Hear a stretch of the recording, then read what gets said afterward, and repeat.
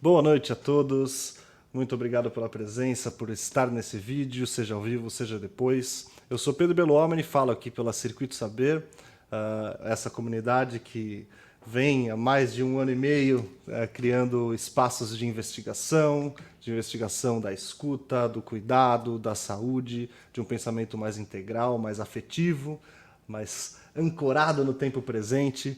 É um espaço que investiga a filosofia e a psicanálise também. E hoje eu tenho a honra, o prazer de falar com André Martins, esse filósofo e psicanalista, que é uma elegância, uma honra tê-lo aqui. Ele é um dos maiores pensadores de Spinoza do mundo, tem artigos publicados em 5 países, em 7 países, em mais de 5 línguas. O seu pensamento é autoral, é um filósofo vivo, contemporâneo, que cria e que pensa junto de Spinoza, Nietzsche, Winnicott e outros.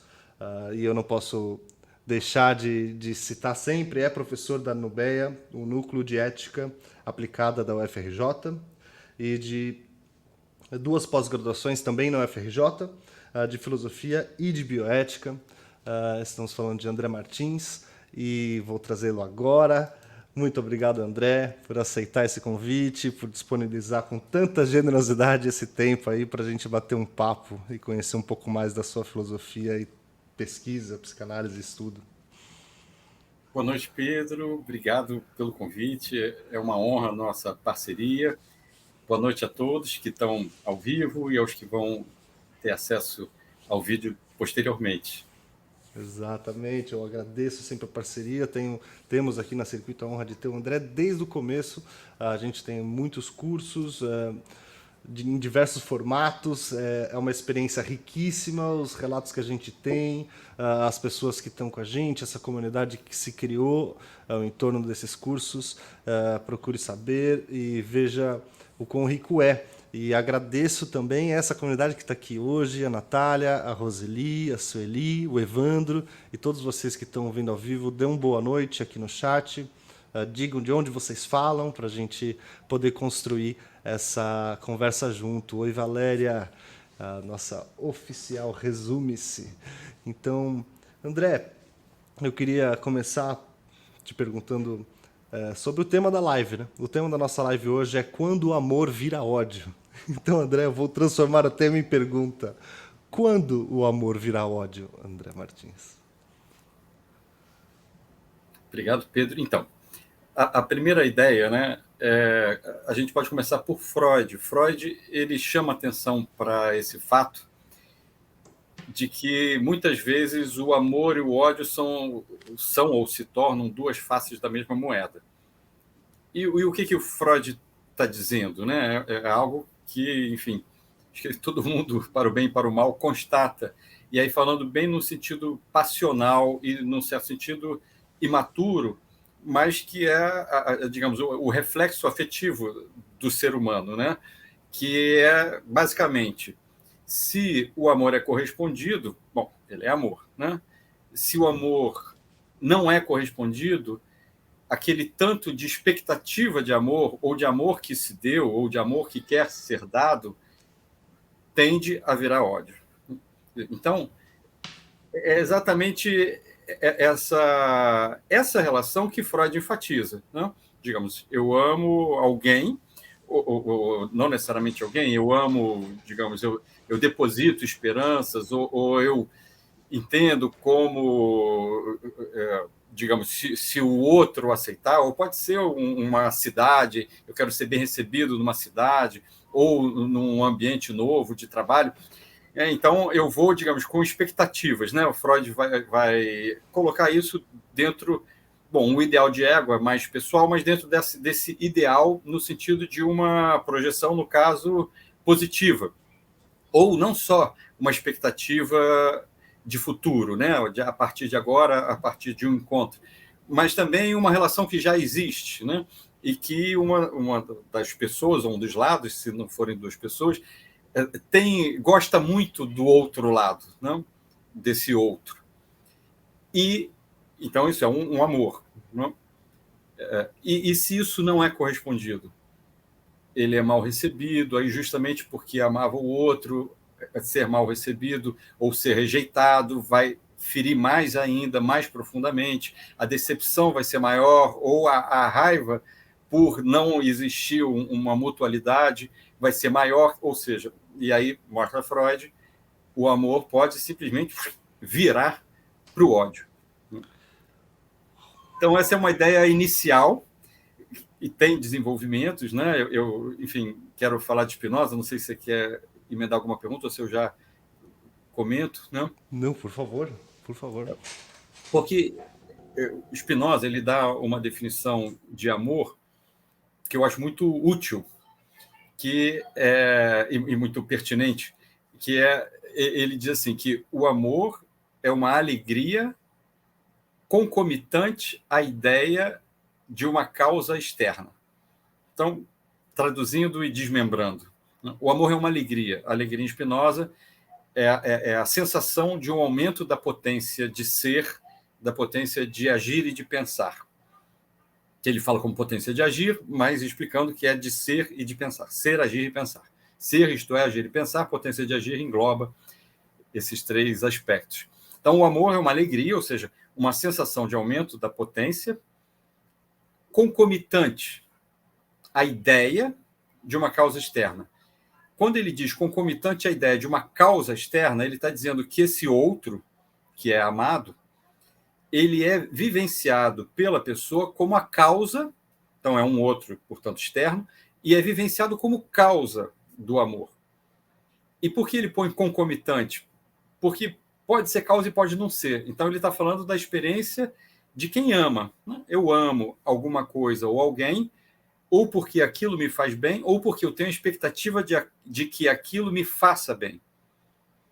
Bom, dentro da expectativa de que aquilo me faça bem, isso é uma idealização, ok. E que pode ter pontos de realidade, maiores ou menores, pode abrir espaço para uma projeção muito maior da parte, né, de quem ama ou acredita que ama. E, nesse sentido, a gente pode dizer, puxa, mas se não é um amor real ou se não tem uma correspondência real, não aumenta a potência de agir? Sim, não, aumenta a própria esperança, a própria expectativa aumenta, mas não aumenta propriamente, né? Spinoza vai dizer adequadamente a potência de agir, ou seja, não é a própria potência que está de fato aumentando, mas existe esse aumento relativo, sobretudo mental, dessa expectativa ou dessa projeção.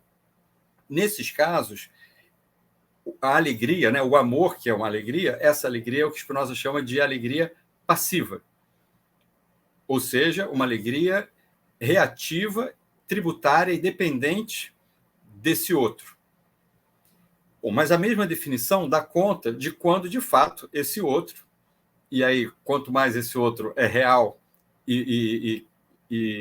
digamos, ou não idealizado, ou a idealização não é uma fuga da realidade desse outro, sim, aí o amor, ele pode ser, no caso, né, quando acontece, ele é uma alegria ativa. A ativa significa o quê? Que esse outro, ele é uma causa transitiva, é o termo que Spinoza usa em outras situações, eu uso para esse caso, é uma causa transitiva de uma potência que é da própria pessoa. Ou seja, o outro é um gatilho, é uma causa transitiva, enfim. Ele suscita na pessoa um aumento da própria potência. Isso não quer dizer que esse outro não seja de fato amado e não o ame. Porque o fato de desencadear a potência da própria pessoa não é qualquer outro. Isso não é só mental. É diferente de uma expectativa e qualquer um ali serve. Não, é realmente um encontro singular. Como eu disse, né? A gente pensa, claro, em geral, nas relações amorosas, mas pode ser outros tipos de amor, né? Pais com filhos, filhos com pais, amizade, etc. Mas pode ser também, num sentido mais amplo, com situações, lugares, ambientes. Bom, então, essa diferenciação que Spinoza, essa definição e essa diferenciação que Spinoza faz do amor como afeto ativo e afeto passivo, é útil para a gente entender o que Freud está dizendo. Quando era ódio, não é um amor-alegria ativa. Isso acontece, o amor vira ódio, acontece, enfim, com frequência. Nesses casos, é certo que o amor está sendo uma alegria passiva.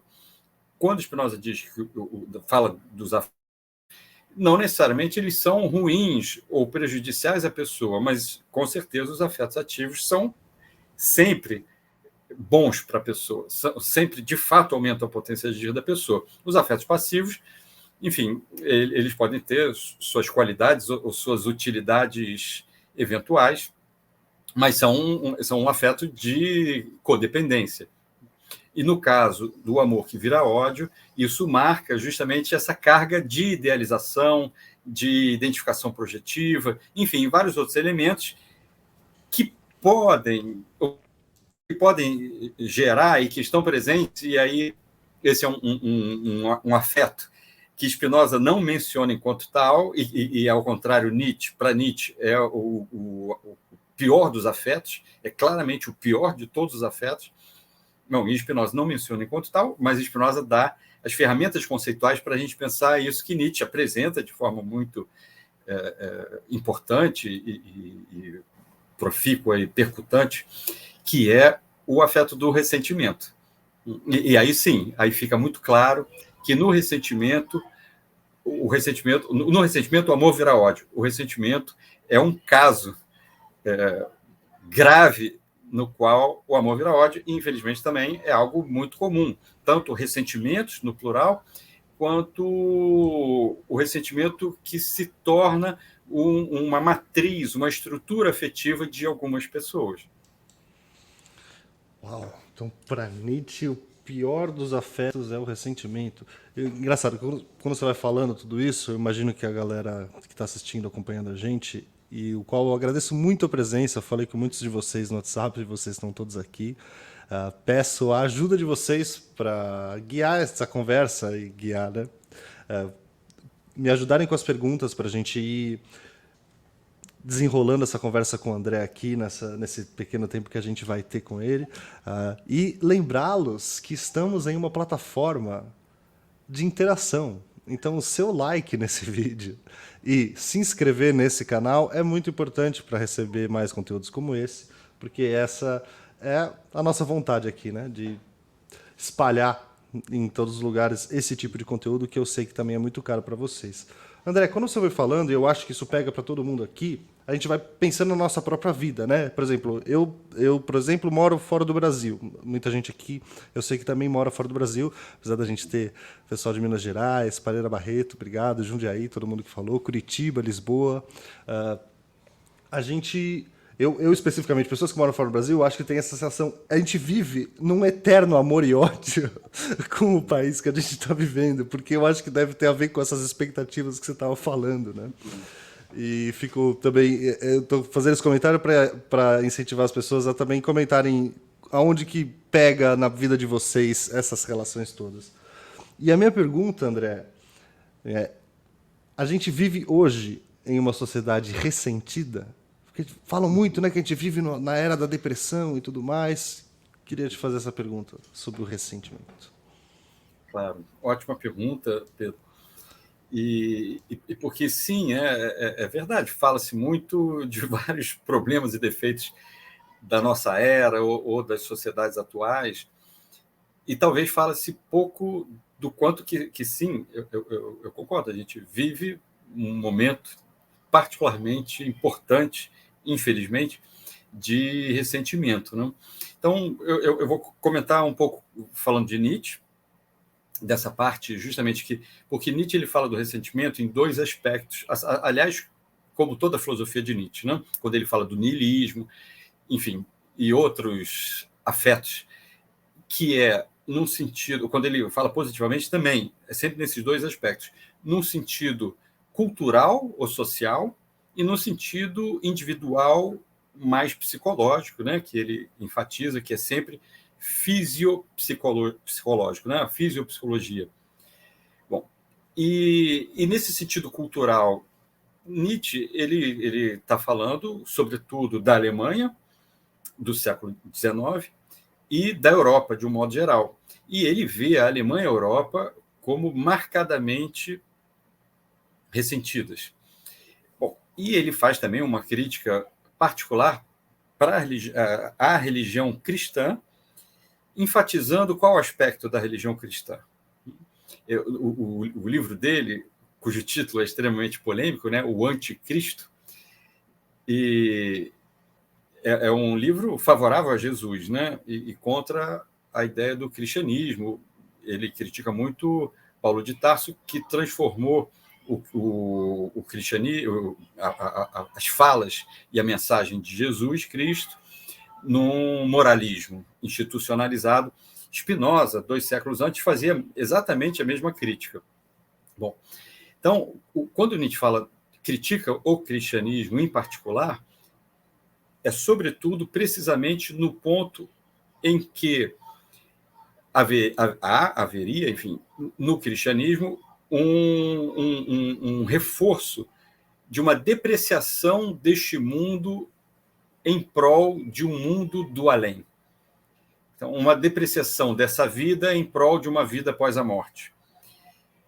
E esse, independente dessa crença cristã ou dessa proposta, enfim, doutrinária cristã, Nietzsche toma isso como um dos pilares justamente do ressentimento, que consiste em se ter um ideal do que o outro deve ser, mas esse outro, claro, nas relações amorosas é um outro, uma pessoa com a qual a pessoa que está ressentida se relaciona, mas de uma maneira geral, mesmo falando do psiquismo individual, pode ser assim, a vida, o destino. Então, um ideal do que supostamente o outro deveria ser, e esse ideal se acompanha de uma expectativa, e de uma expectativa que será cobrada pela pessoa que está ressentida. Então, bom, mas aí voltando para a cultura, quer dizer, então Nietzsche ele localiza o cristianismo, mas não só o cristianismo, independente do cristianismo, a Alemanha do seu momento e a Europa do seu momento. Bom, Nietzsche está falando do entorno dele, mas e ele compara isso com o que ele estudou enquanto filólogo helenista a respeito da Grécia Antiga e, sobretudo, do período trágico, da época trágica da Grécia. E ele localiza o advento da filosofia socrático-platônica e, portanto, da metafísica, como o início dessa teoria ressentida que deprecia o real em detrimento de uma ilusão projetada como sendo perfeita e melhor.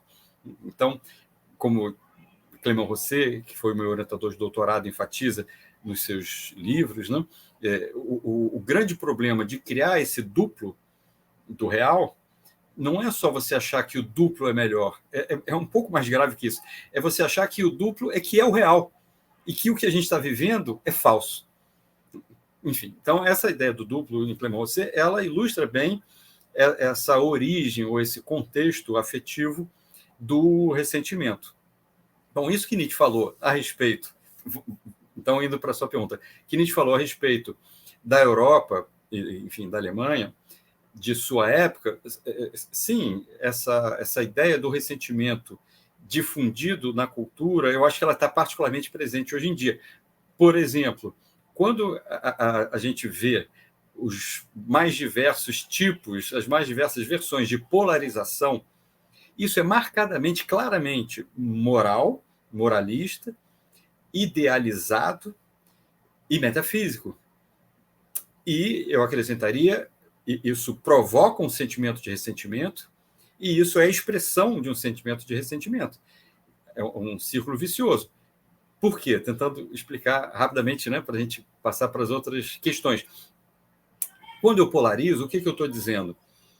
Por mais que eu tente justificar como uma ideia de mal menor, Spinoza diz, uma pessoa só busca um mal quando ela entende que aquele mal é menor do que o outro, que um mal ainda maior, ou seja, que ele evita um mal ainda maior. Então, na cabeça da pessoa que busca um mal, que procura um mal, que seria uma contradição, que a princípio a gente procura algo que nos faça bem, seria dentro dessa avaliação de que só existem duas opções, ou esse mal, ou um outro mal ainda maior.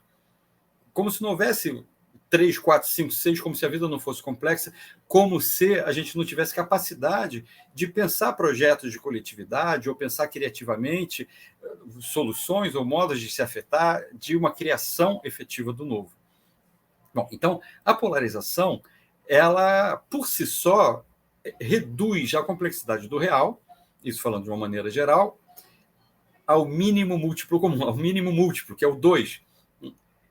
Ou seja, uma complexidade imensa do real singular é reduzida a 2 polos. Isso é metafísico por quê? Porque, justamente, o que caracteriza a metafísica é a dicotomia de se pensar que existe uma verdade e uma mentira. Uma opção certa, uma opção errada, um certo e um errado, um bem e um mal, independente desse bem ser momentâneo ou ser um bem valor absoluto, ao modo da metafísica tradicional. Então, por isso que eu digo sempre, nos meus vídeos, nos meus cursos, nas minhas aulas, que para mim é muito claro que a metafísica é, antes de tudo, uma maneira de pensar. Quando a gente acaba se habituando a pensar de maneira dicotômica, isso é um modo, uma maneira de não enxergar o real. Ou seja, uma defesa psíquica contra o devir, contra a multiplicidade do real, contra eu ter, de fato, de estar presente de corpo e alma, né, vivendo e pensando nessa multiplicidade. Então, é cômodo, enquanto defesa psíquica, tem um preço a pagar, essa redução da complexidade, portanto, da novidade, da singularidade, a 2 opções, que podem ser, de uma maneira mais geral e absoluta, o bem e o mal, ou suas versões, digamos, momentâneas, possíveis, que se acredita que é possível. Não, nunca só existem 2 opções, nunca a polarização é uma maneira de ver a realidade. Então, só para terminar, ou seja, quando a gente vê a realidade a partir de uma polarização, isto é, de um modelo metafísico dicotômico, o sentimento que acompanha, eu diria que, inevitavelmente, ele é um sentimento de ressentimento. Por quê? Porque a vida deveria ser melhor, o mundo deveria ser melhor, a sociedade deveria ser melhor, mas existe um outro que impede. Isso é a base do ressentimento. O ressentimento é o quê? Digamos, numa relação amorosa. Nossa, a minha relação com a pessoa que eu amo me dedico, devoto amor, seria maravilhosa. Só que esse outro que eu amo não colabora. Ele não é do jeito que ele deveria ser. Entenda-se, ele não aceita que eu imponha o meu desejo a ele. Então, o ressentimento é justamente o quê? Nossa, tinha tudo para dar certo, mas o outro não quer que dê certo. E aí eu me ressinto contra ele. Isso vale para a vida, para o destino, para a vida individual, para a vida de um país, de uma sociedade, para o mundo, para o planeta, toda vez que a gente pensa que existe um ideal que não é colocado em prática porque tem um outro que não colabora. Aí, obviamente, se a gente percebe o outro lado, de alguma maneira, por mais que a gente ache estranhíssimo, também penso o mesmo, que seria muito melhor a maneira dele, só que o um não colabora. E aí, esse perspectivismo, você conseguir se colocar na perspectiva do outro, que tem relação com o que eu defino como ética, ajuda a gente a ver o quanto que a nossa perspectiva, por mais que a gente ache que é melhor, e temos todo o direito de achar que a nossa perspectiva é a melhor, é só uma perspectiva. Nietzsche tem um aforismo muito bom e, como sempre, provocativo, mesmo engraçado, em que ele argumenta a favor do perspectivismo. E ele coloca um interlocutor que não aceita. E, no final, o interlocutor fala assim, mas isso é só a sua perspectiva. E Nietzsche termina o aforismo dizendo, que bom, você entendeu. Nossa, que maravilhoso.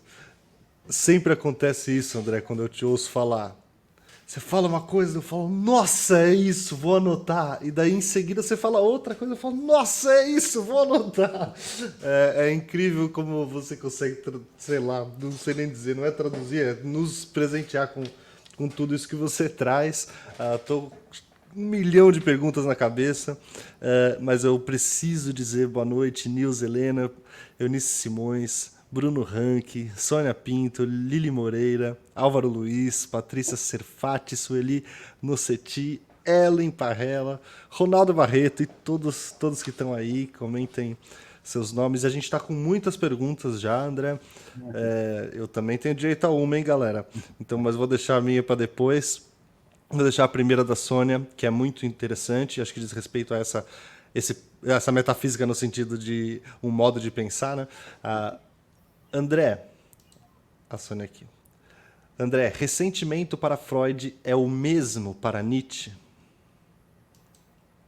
Oi, Sônia, obrigado pela pergunta. Então, eu vou responder um pouco pela tangente, né? O ponto de partida teórico, né? Digamos, tanto de Freud quanto de Nietzsche, os dois se apoiam no mesmo autor, que é um autor russo, né, largamente conhecido, que é Dostoiévski. No texto de Dostoiévski, do Subsolo, ou Memórias do Subsolo depende da tradução, o Dostoiévski tem um personagem que é o ressentido, né, um ressentido por excelência. E tanto Freud quanto Nietzsche se apoiam nesse texto, e, enfim, na obra de Dostoiévski como um todo, mas sobretudo nesse texto e, sobretudo, na vivência, na descrição psicológica desse personagem. E isso, e aí eu falei que ia responder pela tangente, porque aí eu já passo adiante. Isso é interessante porque o ressentido de Dostoiévski, ele é o que eu chamo, né, de o ressentido, que eu quero dizer assim, por exemplo, quando a psicanálise usa diagnósticos, não? O ressentimento não é um diagnóstico da psicanálise, mas quando ela usa diagnóstico, por exemplo, o neurótico, como que eu entendo, já botei em artigo, já botei no meu livro, que, assim, neuroses, no plural, todos temos, inclusive, digamos, se a gente pensar em termos de diagnóstico psicanalítico e psiquiátrico, vou comentar rapidamente a diferença, os psicóticos têm muitas neuroses, né? Então, neuroses todos temos. Então, aquela frase que não é de Freud, de que todos somos neuróticos, né, ou que a normalidade é neurótica, nunca encontrei isso em Freud. Eu acho que é a herança freudiana a partir dessa ideia de que neuroses todos temos. Mas quando a gente fala, se fizer sentido falar de o neurótico, ou tal pessoa é neurótica, eu vou contar o caso de um neurótico, é porque a estrutura, não no sentido lacaniano de uma estrutura definida uma vez por todas, ou que existe internamente ou no psiquismo, não, a estrutura que foi se formando, essa matriz, por isso que eu dou essa matriz, enfim, esse modo reativo ao qual a pessoa se habitua a tal ponto que é difícil para ela fazer essa transformação. Quando esse modo ele é neurótico, digamos, aí a gente pode falar do neurótico. Analogamente, eu digo a mesma coisa sobre o ressentimento. Eu não diria que ressentimentos todos temos.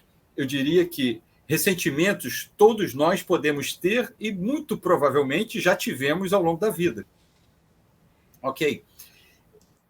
E ainda dá para diferenciar de mágoa, né? A gente pode pensar mágoa, pode pensar ressentimento, e ressentimento, aí no plural, ressentimentos, e pode pensar que, infelizmente, algumas pessoas têm um modo mais estrutural de se ressentir, né? E o ressentimento nessas pessoas, assim como, voltando no personagem de Dostoiévski, o ressentimento, ele dando uma palhinha sobre esse ponto que é importantíssimo. É como ser, mas não é como ser. O que acontece, o que eu observo, é assim, quase o que quer que aconteça, o ressentido, então já falando do ressentido, o ressentido recebe aquilo dentro de uma estrutura, dentro de uma estrutura prévia, pré-existente de ressentimento. Então, ele transforma o que lhe acontece em material para justificar e legitimar um ressentimento que, no entanto, é anterior. Bom, então, ou seja, a gente tem ressentimentos e Nietzsche vai falar dessa diferença de ressentimentos, inclusive de duas maneiras de lidar com o ressentimento. Uma maneira é, bom, digamos, a maneira ideal, né, não necessariamente no sentido dessa idealização metafísica, mas a melhor maneira, claramente, é não ressentir, né? Então, digamos, se alguém causa algum dano a nós, o ideal é que, primeiro, que esse dano nem nos fira tanto assim, ou, caso nos fira, que a gente entenda, ok, enfim, posso compreender as intenções e tudo mais, mas, de alguma maneira, o termo que Nietzsche usa, que eu digira o mal causado, digira de fato, né? Não é fingir que digira de fato. Se isso acontecer, tanto melhor para mim. Então, o meu metabolismo psíquico, que é o termo que o Nietzsche usa, vai estar bom, ok. Mas e se não tiver tanto assim, tiver o metabolismo, não tiver tanto assim? Aí diz Nietzsche, bom, aí vale a pena botar um limite, dar um chega para lá no autor do dano, em quem me feriu, em quem me agrediu. E aí Nietzsche elogia, que eu associo ao não do leão daquele prefácio do Assim Falou Zaratustra. Não. Ok. Uma terceira maneira que eu localizo e que Nietzsche também descreve. Digamos que a pessoa não conseguiu botar aquele limite. Fala, não você não vai mais me agredir, ou eu não aceito essa agressão, e se ressinta. Aí sim entra o ressentimento, né? E ela se ressinta. Aí Nietzsche diz, bom, aí é melhor que a vingança, porque ressentimento está diretamente ligado à vingança, ou a desejo de vingança, é melhor que a vingança baste. Tipo, lá, me vinguei. Obviamente não é o ideal, não é saudável, mas que ela baste. Ou seja, que a capacidade de esquecimento funcione, pelo menos dada alguma vingança. O ressentido, e claro, há uma gradação entre essas respostas que Nietzsche propõe e o ressentido, como eu mencionei e defini, né? Aquele que tem um ressentimento prévio e as coisas vão entrando como bodes expiatórios, elementos de para justificar e legitimar um ressentimento que, na verdade, está em outro lugar e que usa aquela agressão por deslocamento e condensação, que são os dois termos excelentes, né, que Freud percebeu do dinamismo psíquico defensivo. Okay. Então, entre essas formas de lidar com um dano, com uma ferida causada, uma agressão causada, e o ressentido, nesse meio termo, o ressentimento, enfim, ele vai surgir justamente porque sempre por um sentimento de injustiça. Qual é o problema, a armadilha do sentimento de injustiça? É que quem se sente injustiçado, e aí fica claro por uma outra pessoa, fica claro numa relação amorosa, que será claramente tóxica, abusiva, etc., mas muitas pessoas em relação ao destino, à vida, enfim. Então, o problema do sentimento de injustiça é que ele suscita um desejo de vingança, porque a pessoa que se sente injustiçada ao ponto de ressentir, ela acredita ou tem vontade que, ao se vingar, ou que é necessária a vingança, para que esse sentimento que tortura ela, essa ideia fixa, essa tortura, se dissipe, mas isso não vai acontecer. Nenhuma vingança basta. Então, quando Nietzsche diz que baste, sim, aí a vingança bastou, não porque bastou, de fato, porque a pessoa se deu por satisfeita e quer esquecer aquilo e pronto. Mas nunca basta, digamos, se a gente pensar neutramente, objetivamente, se pudesse dizer, e quando existe o ressentimento mais profundo, aí é certo que nunca vai bastar, e quando é o ressentido, então aí não basta mesmo, porque, inclusive, a vingança, na verdade, aí claramente é contra um bode expiatório, porque o verdadeiro alvo que a pessoa está querendo se vingar através daquela pessoa que o feriu são outras pessoas que estão sendo protegidas e ocultadas, são outras situações, ok. Mas saindo de o ressentido, né? A vingança nunca basta. Aliás, tanto que existe a justiça, digamos, como instituição, para tentar mediar, bom, seja em mediação de conflitos, que é algo excelente, que surgiu e se aprofunda. Eu já colaborei com livros de mediação de conflitos, com algumas falas. Maravilha, mas mesmo que seja uma decisão monocrática de um juiz, a ideia é justamente o quê? Olha, a vingança nunca vai bastar. A injustiça nunca será posta, digamos, paga. E por quê? É fácil de entender. Porque se o outro feriu, pelo menos na perspectiva do ferido, injustamente, e, portanto, com algum grau de gratuidade, ora, a iniciativa foi da agressão inicial, então a resposta nunca vai bastar, porque a resposta é uma resposta. Bom, então a vingança nunca adianta. Ou seja, a pessoa ressentida, e isso é um convite a que não nos ressintamos, né? Muito melhor para a própria pessoa não se ressentir. A pessoa ressentida, ao se vingar, num certo sentido, ela agrava o seu ferimento. Por quê? Porque ela se vingou, não bastou, porque nunca vai bastar, e, portanto, a sensação que ela tem, vivencial, afetiva, psíquica, é de que o dano causado foi ainda maior do que ele foi.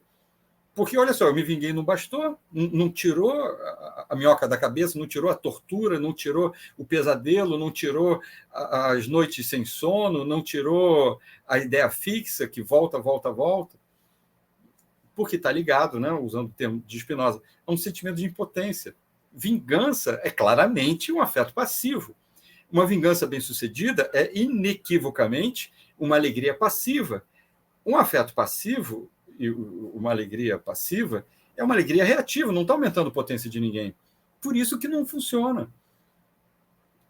Ou seja, não tem nenhum moralismo aí, né? A moral, ao contrário, vai falar, não pode, é feio. Assim, mesmo que a intenção seja boa, é uma compreensão que não ajuda. Porque a pessoa, digamos, no caso da moral, do moralismo, a pessoa vai continuar com afeto de ódio, e só se contendo, se reprimindo. Isso não desfaz o afeto. Então, a compreensão é um instrumento muito melhor para desfazer o afeto. E a compreensão disso trata-se de um afeto passivo e que, portanto, não vai aumentar a potência da pessoa. Uau! Tem tantas perguntas aqui no chat, eu acho que sua última fala respondeu muitas delas, né? A Nilza perguntou, para Nietzsche o ressentimento pode estar ligado a um descuido com as forças ativas, depois ela complementa a pergunta dizendo essa diferença entre forças criativas e forças reativas, acho que tem muito a ver com o que a gente falou. Vou comentar rapidamente só esse ponto teórico, obrigado pela pergunta, Nilza, né? Então, Nietzsche fala, sim, de forças ativas e forças reativas, mas ele fala muito pouco. Sobretudo Deleuze, no livro dele sobre Nietzsche, que eu acho um livro muito ruim em vários aspectos, que enfatiza essa questão das forças ativas e reativas. Mas, ok, está em Nietzsche. Eu prefiro, e aí não é equivalente exato, né, pensar como afetos ativos e afetos passivos em Spinoza, lembrando que, sim, os afetos passivos são reativos, né? Mas, ok, em Nietzsche está ligado, sim. Aí estamos falando de Nietzsche. As forças ativas. E, mais particularmente, há uma força ativa, diz Nietzsche, que é a capacidade de esquecer. Né?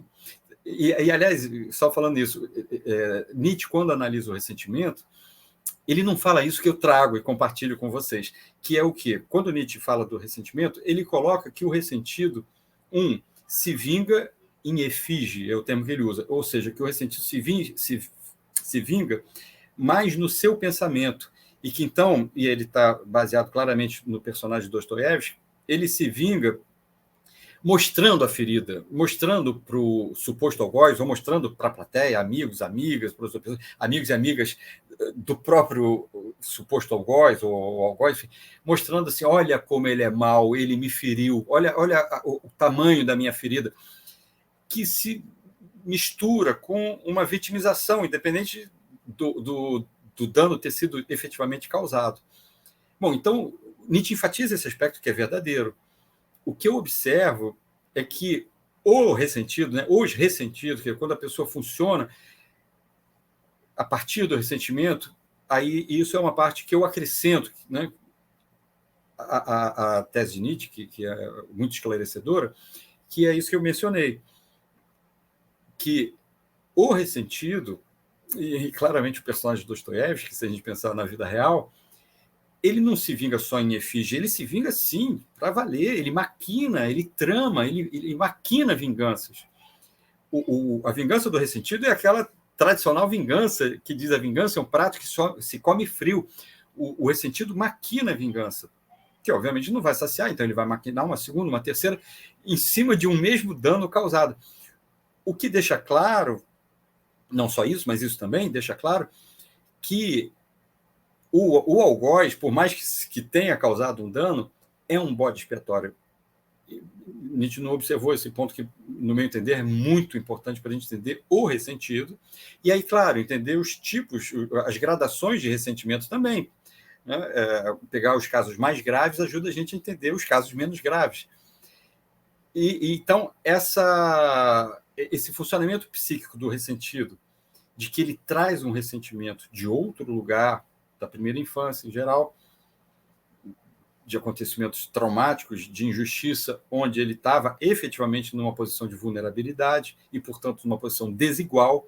Não adianta vir com esse jargão, no mau sentido do termo, da psicanálise, ou da teoria sistêmica, ou da teoria familiar, de que tem que ver a parte dos dois, né, qual é a sua responsabilidade.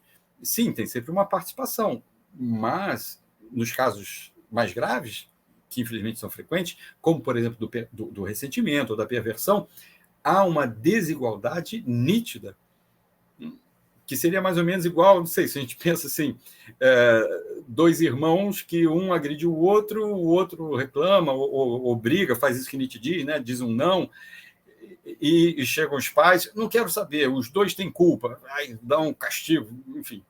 Que bom se não der castigo, né? A gente está em outra era, que bom. Mas pensando nesse exemplo, igual para os dois, não, a bronca igual, não quero nem saber. E o que agrediu, em geral, percebe, né, essa injustiça da parte dos pais e se aproveita manipulando as situações. Né? E aí imagina, não, tem que para o outro, né, que está sofrendo bullying, assim, não, qual é a sua parte? Imagina uma questão de bullying na escola. Não, mas qual é a sua responsabilidade?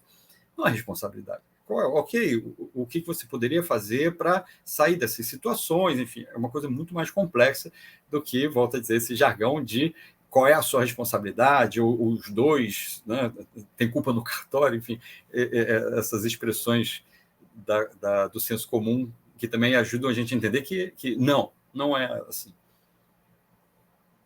Nossa, eu estou assim, explodindo a cabeça porque a gente, quando entende procura entender esse mecanismo, a gente vê que a gente falou tanto da polaridade política, como do relacionamento amoroso entre as pessoas, como essa questão de educar os filhos, as crianças.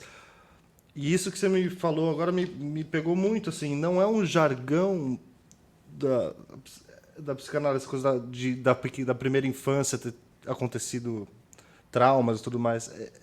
Provavelmente essa é a base, não, é isso, sim? Não, então, Pedro, o que eu estou dizendo é que assim, esse clichê da psicanálise de que tudo começa na infância, ele é verdadeiro. Infelizmente, ou felizmente, ele é verdadeiro. Né? O jargão no sentido negativo que eu digo é essa ideia que a psicanálise tem muito, mas não só, a teoria sistêmica também, a psicologia sistêmica, de que os dois lados de uma relação neurótica, de uma repetição neurótica, tem uma participação que necessariamente vai ser igual, e não é. Não é. Então, assim, digamos, da parte do terapeuta, ou do observador, ou dos pais, é muito importante. Não é para punir um e absolver o outro. Não, a ideia não é julgar. Todo julgamento é moralista, metafísico e vai dar errado. Não vai dar em boa coisa. Mas é compreender e poder dar esse reconhecimento, esse acolhimento e esse reconhecimento diferenciado. Se existe um que está fazendo bullying e o outro que está sofrendo bullying. Se existe um que está manipulando e o outro que está sendo manipulado. Se existe um que está agredindo e o outro que está sendo agredido. É nesse sentido que eu mencionei pejorativamente a ideia desse jargão de não, vamos ver qual é a sua responsabilidade. E que, por sua vez, repete a injustiça sofrida por aquele que está sofrendo. Ok, aí no caso do ressentimento, justamente, sim, existe uma injustiça. Mas é muito importante entender que essa injustiça, no caso do ressentido, e nos outros casos talvez, mas do ressentido muito claramente, essa injustiça não está sendo vivenciada pela ferida causada por esse outro. Essa injustiça foi anterior, e aí sim, na primeira infância, nessa interação com o núcleo familiar, com pai ou mãe, sobretudo. E, justamente para salvar os pais, o ressentido busca bodes expiatórios nas relações interpessoais dele, para poder colocar um ódio que é anterior nesse novo personagem que, de fato, causou algum mal. Mas, em geral, o terapeuta tem condições de ver que esse mal está desproporcional. Foi causada uma contrariedade, mas o ressentido vai querer transformar aquela narrativa, a narrativa desse mal causado, numa coisa terrível. E que quem olha de fora fala assim, puxa, mas não foi tão terrível assim. E aí ele vai fazer vinganças terríveis. E quem olha de fora vai falar, nossa, essa vingança é terrível. É por causa daquele ponto. E não vai ser uma vingança, vai ser uma, duas, três, por causa do mesmo ponto que não era terrível. Ou seja, esse trabalho de percepção, de discernimento do real é muito importante, inclusive para o ressentido, que, em nome de ter sido vítima de uma agressão anterior, acaba sendo sádico e agressor de uma forma extremamente exagerada. Por quê? Porque, na verdade, ele está elegendo um outro como representante do verdadeiro alvo dele. Então, ele quer, com vinganças terríveis contra esse outro, por uma contrariedade ou um mal causado do tamanho X, ele faz vinganças X vezes N. Por quê? Porque esse outro é o representante de quem ele não pode, contra quem ele não pode se vingar.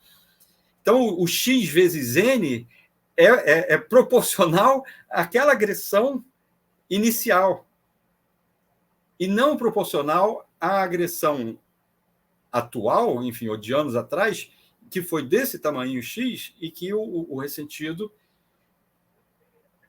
digamos, carrega nas tintas e não esquece nunca, aí entra o que Nietzsche diz, né? Isso tudo que eu estou falando não está em Nietzsche, eu estou trazendo.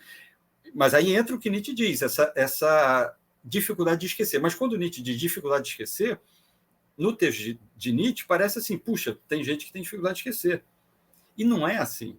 Essa dificuldade de esquecer, ela foi forjada, ela foi cultivada, ela foi desenvolvida no psiquismo dessa pessoa, que agora a gente pode chamar de o ressentido, porque ele não conseguiu esquecer um momento em que ele era muito vulnerável e sofreu uma agressão muito grande.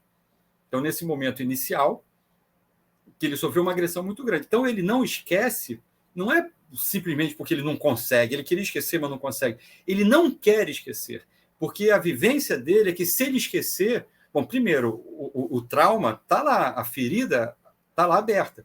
E se ele esquecer, ele é como se ele absolvesse o algoz. O problema é que o algoz não é quem ele chama de algoz. O problema é que o algoz é aquele outro que ele, num certo sentido, está querendo, no fundo, absolver ao ocultar. Então, se existe alguém que foi eleito algoz nesse momento, essa pessoa, e aí essa pessoa parece que é a grande injusta. Não, ela é só um representante psíquico, em geral mais ou menos inconsciente, não totalmente consciente, mas com uma carga de inconsciência muito grande, de quem realmente causou, aí sim, um dano muito injusto anterior. Então, não é uma incapacidade de esquecer, ou uma simples incapacidade de esquecer, ou algo assim que acontece, genética, não.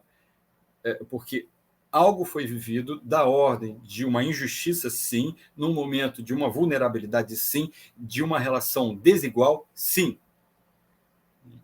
E aí isso pode ser projetado, por exemplo, como eu falei, para a vida, para o destino, né?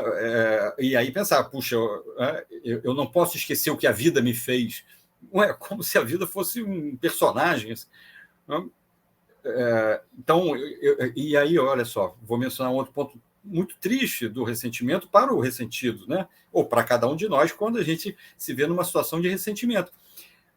Porque o ressentido, ele pensa, enfim, inconscientemente, ele pensa com o pensamento que importa, que é a ideia do corpo, né?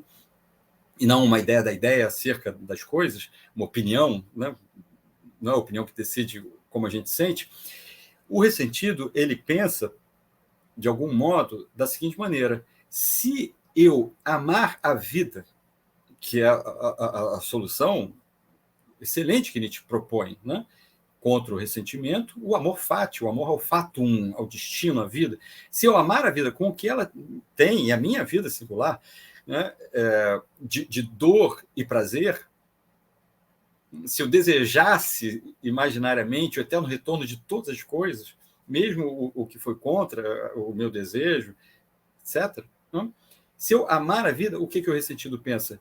Nossa, eu estou dando crédito, eu estou dando ponto para o algoz. Eu estou aceitando a injustiça, mas eu não posso aceitar a injustiça, não posso deixar que os agressores saiam ilesos e impunes dessa. Isso desde em relação à vida. Então a pessoa não se permite alegrias, não se permite momentos de felicidade, porque quando ela começa a sentir uma alegria, alegrias passivas, ela se permite aos montes. Quando ela começa a sentir uma alegria ativa, quando ela tem um momento de felicidade, a reatividade dela, a defesa psíquica já vem logo assim de, não, eu não posso. Por quê? Porque isso vai significar dar, absolver quem não merece ser absolvido. Agora, imagine isso em relação à vida. Absolver a vida. Eu não posso dar esse prazer para a vida. Prazer para a vida? Ou seja, uma coisa totalmente imaginária. E, analogamente, quando não é a vida, mas é um ressentimento em relação a uma outra pessoa, e, em geral, né, o amor, quando vira ódio, é uma pessoa que ama o ressentido, e o ressentido, mal ou bem, de alguma maneira, ama essa outra pessoa, ainda que com muita idealização, porque ela deveria ser de um jeito impossível, né? Enfim. Então, essa outra pessoa que a ama, quando isso acontece com uma outra pessoa, aí o pensamento do ressentido é assim, nossa, se eu me permitir um momento de prazer genuíno, autêntico, verdadeiro, isto é, uma alegria ativa, com essa outra pessoa, eu vou estar absolvendo ela, mas ela me deve, ela causou um mal há 10 anos atrás, e o qual eu já me vinguei 20 vezes, mas não, ainda não pagou, ela me deve. Como que eu vou dar esse prazer para ele? Esse prazer para ela? Como que eu vou dar esse prazer para essa outra pessoa que me causou aquele mal injusto? Você me olhando de fora, aqui tá, mas isso passa a ser percebido da maioria dos psicoterapeutas. Inclusive porque, ressentimento não é um diagnóstico. E os diagnósticos em psicanálise é para ajudar a compreender, não está na mira. Né? E aí entra, enfim, várias partes das teorias psicanalíticas que até atrapalham essa percepção. Enfim, então, perceber isso, puxa, sim, é importante para os psicoterapeutas, é importante, claro, para o próprio ressentido, porque ele está se impedindo momentos de alegria, de felicidade, para não dar mole, né? Para não dar esse prazerzinho para o outro. Ué, mas é o prazer dele, como assim?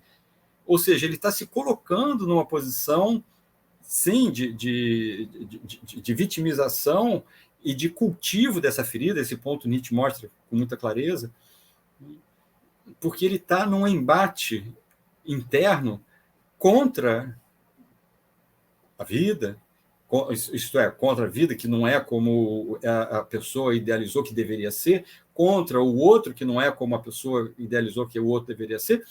E nos casos desses ressentimentos mais estruturais, do ressentido, aí, na verdade, é como se ele estivesse absolvendo as pessoas que, na verdade, como eu mencionei, ele está protegendo ao eleger um bode expiatório. Uau! Uau, André, eu não sei nem por onde que a gente continua. Infelizmente, a gente está chegando ao fim da nossa hora. Eu queria dizer para o Marcos Edifica. Sim, Marcos, vai ficar disponível aqui no YouTube. A gente vai subir também no canal do André, o canal de YouTube do André. Então, se você caiu de paraquedas aqui e não segue o YouTube do André, André Martins Filosofia, dá um search ali na busca ali do YouTube, se inscreve no canal dele.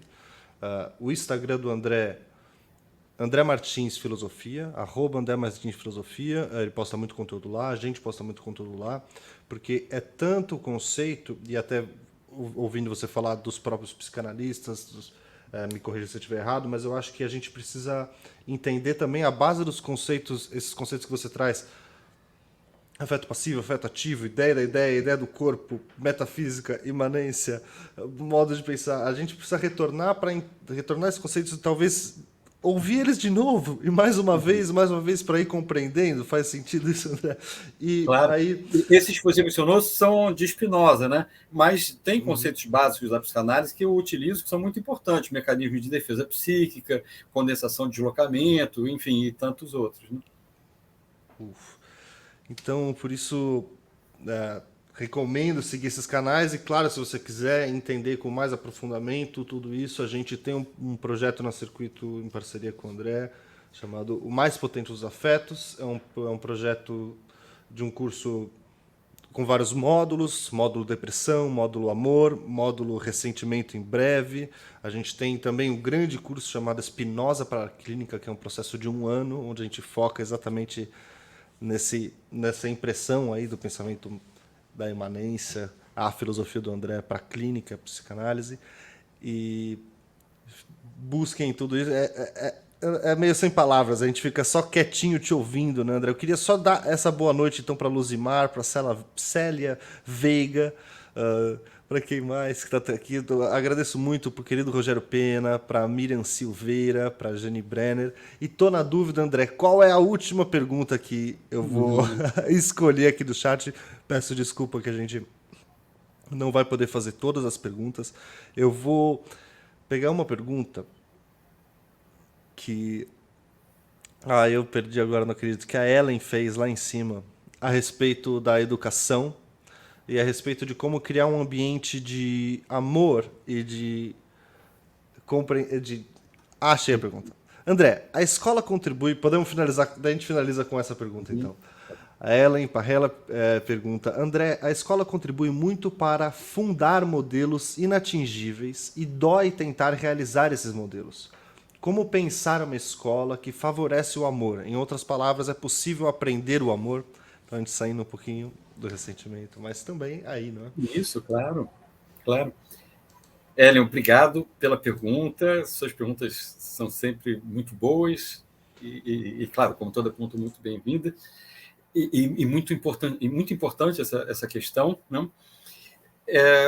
Assim, a base, né? O Winnicott mostra muito assim, a basezinha mais profunda da capacidade de amar, ela vem desse núcleo familiar, né? Enfim, do cuidador principal e do núcleo familiar. Aí, claro, isso já joga assim um peso de responsabilidade psicológico, de imaginação, em geral, nas mães, né? O Winnicott ele chama atenção. Uma mãe não precisa ser boa, querer ser boa, ou seja, ele está dizendo, não é para seguir nenhum modelo do que é uma mãe boa. A ideia de Winnicott é ser suficientemente boa, boa o bastante, good enough. Em que sentido? Como se fosse assim, minimamente boa. Então, num certo sentido, é mais importante entender o que faz mal para evitar esse tipo de reatividade do que, assim, o que faz bem também, mas, digamos, Porque não é, a ideia não é nunca seguir modelo, é entender o princípio e claro, entender o que de fato faz mal, e aí, basicamente, né, em Winnicott, o que faz mal são duas maneiras do ambiente ser hostil, e o primeiro ambiente é esse núcleo familiar, que é hostil por invasão e hostil por ausência ou negligência. Invasão, claramente, por uma agressão física, ou grito virulento, enfim, aí é a mesma coisa, que uma vez se perca a paciência e tudo, mas que se peça desculpas e que se evite, obviamente, né? Ideal é que não aconteça. Isso seria invasão, mas invasão pode ser também, assim, preocupação, tem que mamar, o bebê já não aguenta mais mamar, ou seja, porque a invasão inibe o gesto espontâneo do bebê, ele não se sente, já falando livremente os termos, autor, ele não se sente ativo. Então, ele vai ficar esperando que o mundo invada ele, dizendo o que é o certo. Olha o pensamento metafísico já sendo colocado a sementinha. Né? Então, é assim, eu posso ter fome, eu posso ter sede, eu posso me expressar com gesto espontâneo, ou não, eu tenho que esperar que o ambiente me diga se eu posso, quando eu posso e o que eu posso. E a outra forma de ambiente invasivo é por ausência, por negligência, é o núcleo familiar não se adaptar em nada ao bebê, como se fosse um adultinho, ou como se a mãe, o cuidador principal, o pai, de algum modo pensasse assim, eu tenho que pensar em mim também, na minha vida e tal, e claro que tem que pensar na sua vida, mas de modo quase que rivalizando, ou às vezes claramente rivalizando, e competindo com o bebê, ou a criança pequena, ou o filho, e gerando uma ausência, uma displicência, uma negligência, um abandono. Então, são esses dois ambientes hostis que fazem com que a criança não se sinta amada. Ok, por que é importante entender que essa é a matriz principal? Primeiro, sim, porque seria maravilhoso se a gente tivesse creches, primeiro, creches em grande número, e com esse tipo de compreensão principiológico. Ok. E é importante também porque a escola, então a escola, e já não a creche, mas a escola mesmo pré-escolar, e depois fundamental 1, 2, enfim, a escola ela vai fazer esse papel também. Ela vai dar prosseguimento a esse mesmo papel. Então é importante esses dois princípios. Olha só, não abandonar e não ser invasivo. Isso acontecendo, sim, há maneiras, não?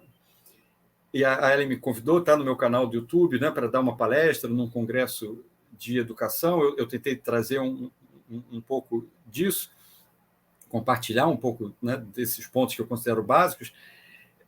Então, há maneiras, sim, desse amor, da generosidade, da colaboração serem ensinados, já é que está o termo ensinar, aprender, serem transmitidos através da educação.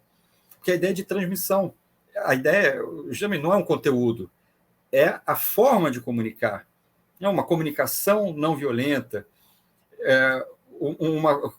claro, justamente, para ver como não é o conteúdo. Se você tem o conteúdo de comunicação não violenta, mas você não consegue botar em prática, enfim, não adianta nada.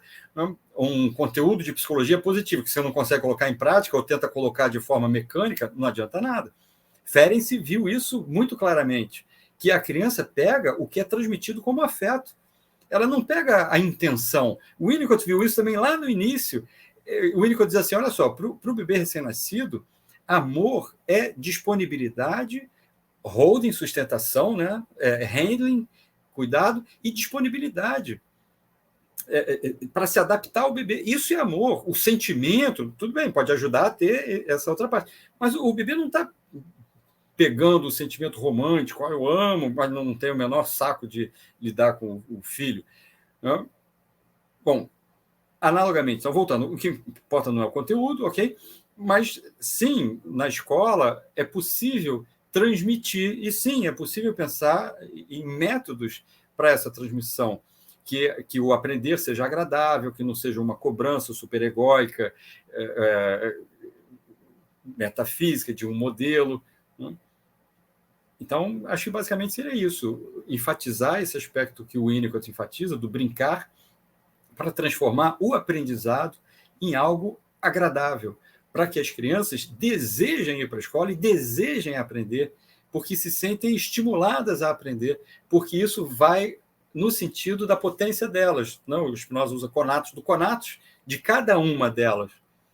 Então, me parece, né? E aí, claro, os profissionais de educação, os teóricos de educação, puxa, eu adoraria ver levando adiante esses princípios que eu vejo. Claro, tem outros teóricos maravilhosos, mas que eu vejo claramente em Winnicott e Spinoza. E sim, enfim, a resposta é sim. Há maneiras, tanto no núcleo familiar quanto na escola, de favorecer fortemente essa capacidade de amar. Estou até emocionado, queria tirar esse corte e botar outdoors do mundo inteiro, porque não é só no Brasil, é no mundo inteiro essa educação invasiva, sei lá como chamar. André, muito obrigado pela generosidade do seu tempo, a gente já estourou aqui a hora. Muito obrigado pela presença de todo mundo aí no chat, estamos muito felizes e obrigado por aceitarem esse convite. E faço de novo o convite, se inscrevam nesse canal para a gente continuar pulverizando esse tipo de conteúdo. Se inscreva no canal do André Martins Filosofia. A maioria que está aqui já se inscreveu tanto na Circuito quanto no canal do André, mas se você caiu de paraquedas nesse vídeo, busque e se inscreva, faça esse esforço, você não vai perder nem 2 segundos, porque é também desses pequenos atos que a gente vai crescendo uma rede que entende o amor, a presença e tudo mais. E eu vou parar de falar e agradecer a todos vocês novamente. E muito obrigado, André, pela live hoje. Queria continuar falando por mais 4 horas. Pedro, muito obrigado pelo convite, muito obrigado a todos que estão aqui. É sempre um prazer, eu fico muito feliz de poder compartilhar, eu acredito que é importante, eu recebo o retorno, que bom, muito positivo, né, do que eu consigo compartilhar, e então é isso, e agradeço também, enfim, espero que seja útil, né, para quem depois vier a acessar esse vídeo, compartilhar, enviar para as pessoas, enviar pelo WhatsApp, enfim, fazer circular um pouquinho dessas ideias. Então, me despeço a todos, um abraço carinhoso e, como eu digo sempre, é verdade, sigamos juntos. Sigamos juntos, obrigado, André. E eu vou babar no ovo só mais um pouquinho e dizer que existem intelectuais e existem intelectuais. Estamos na frente de um deles que é brasileiro, contemporâneo, cria uma filosofia viva, hoje útil para psicanálise, falo do meu jeito besta, mas é o que eu acredito, psicanálise, educação, política e tudo mais. E essa pessoa é André Martins, então vamos valorizar isso e ajudá-lo a compartilhar toda essa mensagem, toda essa potência que é reconhecida mundialmente, cara, na França, na Europa toda, e precisa ser mais reconhecida aqui no Brasil também, mais do que ele já é. Pessoal, até a próxima quarta-feira. A gente vai falar na quarta-feira que vem sobre cooperação, projeto de cooperação, com o incrível Broto, né? Um cara genial, que também diz respeito a tudo isso que a gente falou aqui, desse pensamento de integração, cooperação, de uma sociedade melhor. E espero vocês quarta-feira que vem. Obrigado. Até a próxima. Valeu. Tchau, tchau.